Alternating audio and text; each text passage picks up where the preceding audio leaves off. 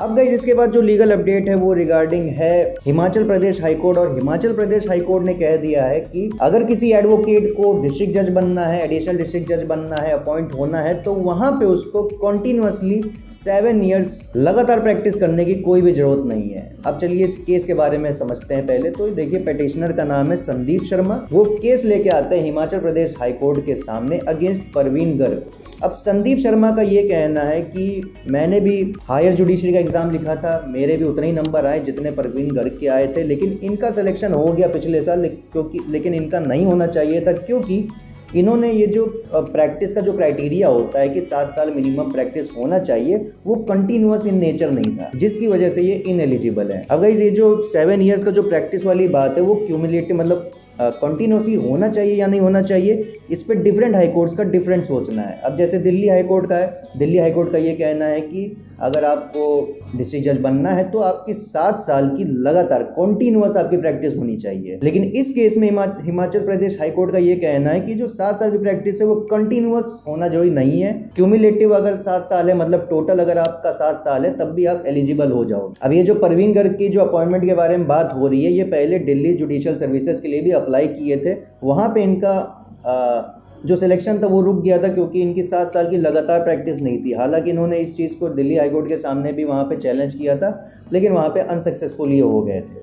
अब ये हिमाचल प्रदेश में अप्लाई कर रहे हैं। अब यहाँ पे इनके करियर में स्पीड ब्रेकर लगाने का काम मतलब करना चाह रहे हैं कहीं ना कहीं संदीप शर्मा। तो संदीप शर्मा का यही कहना है कि दिल्ली हाईकोर्ट में इसलिए इनका रिजेक्ट किया गया था कि 7 साल लगातार नहीं था, सेम उसी ग्राउंड पे इनका यहाँ पे भी रिजेक्ट करना चाहिए। लेकिन हिमाचल प्रदेश हाईकोर्ट का ऐसा बिल्कुल भी सोचना नहीं है। हिमाचल प्रदेश हाईकोर्ट का ये कहना है कि अगर आप कॉन्स्टिट्यूशन भी उठा के देख लो, आर्टिकल 233 जहाँ पे अपॉइंटमेंट के बारे में बात होती है डिस्ट्रिक्ट जजेस की, वहाँ पे कहीं पे भी एक्सप्लिसिटली या फिर इम्प्लाइडली नहीं लिखा हुआ है कि ये जो 7 साल की प्रैक्टिस है वो लगातार होनी चाहिए।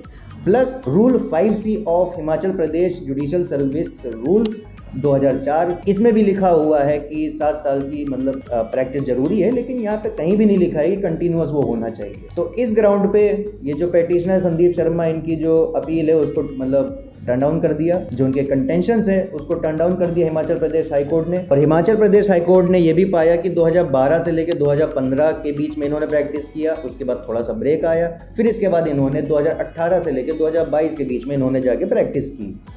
तो यहाँ पे कंटिन्यूअस तो नहीं है, लेकिन फिर भी जितना भी इन्होंने 2 शिफ्टों में जो प्रैक्टिस किया है वो अराउंड 9 ईयर्स होता है, जो कि मिनिमम 7 ईयर्स की जो एलिजिबिलिटी क्राइटेरिया है उसको फुलफिल करता है। तो इनके डिस्ट्रिक्ट जज बनने में कोई भी दिक्कत की बात नहीं है। और फिर जब परवीन गर्ग से पूछा गया कि आपका ये जो लिटिगेशन का जो पीरियड है उसमें ये बीच में गैप क्यों है, तो उनका यही कहना था कि मैं तो बीच में डिस्ट्रिक्ट लीगल ऑफिसर बना था और प्लस मध्य प्रदेश में सिविल जज भी था, जिसकी वजह से इनके लिटिगेशन में ये ब्रेक आ गया। इनफैक्ट यहाँ पे जो पेटिशनर संदीप शर्मा है, जो कि बिल्कुल परवीन गर्ग के गले में सांप बन के बैठे हुए हैं, उन्होंने एक और पॉइंट दिया, और वो पॉइंट ये है कि सुप्रीम कोर्ट का एक जजमेंट है जिसमें कहा गया है कि ये जो एडवोकेसी का अगर आप एक्सपीरियंस अगर काउंट कर रहे हो तो उसमें जो उनके जुडिशियल कैपेसिटी में जो एक्सपीरियंस है उसको काउंट नहीं करना है। तो यहाँ पे हिमाचल प्रदेश हाईकोर्ट का कहना है कि हाँ, हम उस ऑर्डर का बिल्कुल भी वायलेशन नहीं कर रहे हैं, क्योंकि यहाँ पे तो हम कंटिन्यूअस लिटिगेशन प्रैक्टिस तो देख ही नहीं रहे। यहाँ पे क्यूमुलेटिव जो टोटल है वो तब भी 7 साल से ज़्यादा है, तो यहाँ पे अपॉइंटमेंट की कोई भी दिक्कत नहीं है। तो यहाँ पे इन टोटल जो परवीन गर्ग का जो अपॉइंटमेंट हुआ था एज एडिशनल डिस्ट्रिक्ट जज, उसको अपहोल्ड कर दिया हिमाचल प्रदेश हाईकोर्ट ने।